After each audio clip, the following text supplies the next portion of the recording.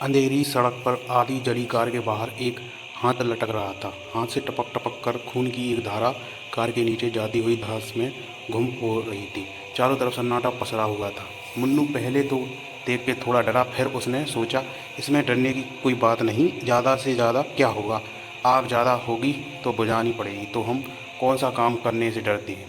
Munnu car के पास गया और उसने अंदर झांक कर देखा, एक घायल आदमी पड़ा था।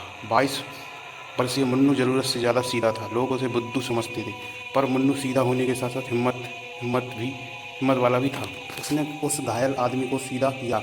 उसकी सांसें चल रही थी। कार में ही एक तरफ एक पानी की बोतल थी। उसने उसी बोतल से उसके मुँह पर पानी डाला।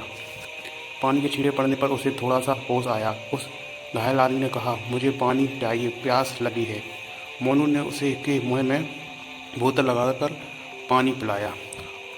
आगे वाली सीट पर पड़ा ड्राइवर मर चुका था। कार बुरी तरह जल चुकी थी। आसपास कोई मदद मिलने की भी उम्मीद नहीं थी। मुन्नू ने लगभग घसीटते हुए उस घायल आदमी को कार से बाहर निकालकर एक पेड़ से टिकाकर बैठाया। उसे समझ नहीं आ रहा था कि अब उसे क्या करना चाहिए।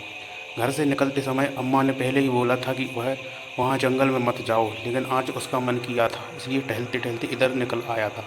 अब इस घायल व्यक्ति को छोड़कर जाने का भी मन नहीं हो रहा था मुन्नू का। इस घायल अवस्था में ये व्यक्ति मर भी सकता था।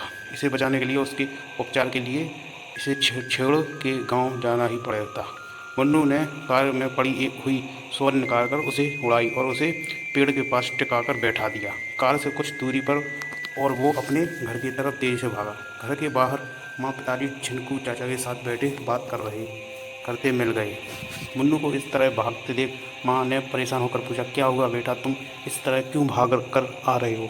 मुन्नू ने कहा, माँ वहाँ जंगल में एक कार का एक्सीडेंट हुआ है। कार आधी जल चुकी है और इसमें एक व्यक्ति घायल अवस्था में पड़ा है। मैंने उसे निकालकर पेड़ के पास लिटा दिया। माँ ने कहा, देखा, मैंने तुम्हें पहले ही कहा था कि वहाँ मत जाना, जंगल में इस समय जाना बिल्कुल भी सही नहीं होता। मुन्नू ने कहा, नहीं माँ, आप क्या बात कर रही हो, मैं सही कह रहा हूँ, वहाँ एक कार का एक्सीडेंट हुआ है, आप चलो मेरे साथ। पिताजी ने कहा, बेटा वहाँ कुछ नहीं है, तू घर के अंदर चल। मुन्नू बोला, आप लोग मेरी बात पर विश्वास क्यों नहीं करते हो, मैं सच कह रहा हूँ। छिनकू चाचा बोले, बेटा कोई नहीं है वहाँ, भ्रम है तुम्हारा।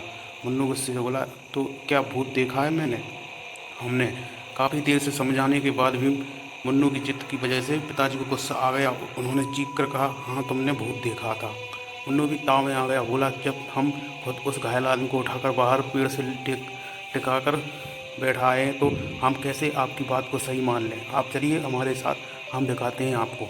चाचा बोले, रुको, मिसिर भैया और दतुआ को भी बुला ले, फिर चलते हैं। सब लालटेन और मसाल के साथ मुन्नू के साथ जल्दी जल्दी कार ढूंढने पहुँचे, पर बहुत दूर जाने पर भी कहीं कुछ नहीं मिला।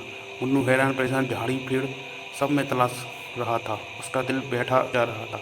सोचने लगा, ऐसा कैसे हो सक गया, मैंने खुद अपने हाथ से उसे पानी पिलाया था। अचानक मुन्नू का हाथ अपनी जेब पर गया। मुन्नू जोर से चीख, देखा, मैंने कहा था ना कि मैंने पानी पिलाया था, ये देखो, बोतल का ढक्कन मेरी जेब में ही रह गया था। अब तो सबके माथे पर पसीना दिखने लगा था। सब ने कहा, चलो अब घर चलते हैं, कल दिन में ढूंढेंगे। सब घर आ गए, खाना खाकर सोने चले गए। मुन्नू भी लेट गया था, पर उसे वो पूरा सीन भूल नहीं पा रहा था। रात के दूसरे पहर के लगभग मुन्नू के दरवाजे पर दस्तक हुई। माँ पिताजी भी जग गए। मुन्नू ने पूछा, कौन है। बाहर से आवाज़ आई, मैं ढक्कन लेने आया हूँ, मेरा ढक्कन तो वापस कर दो।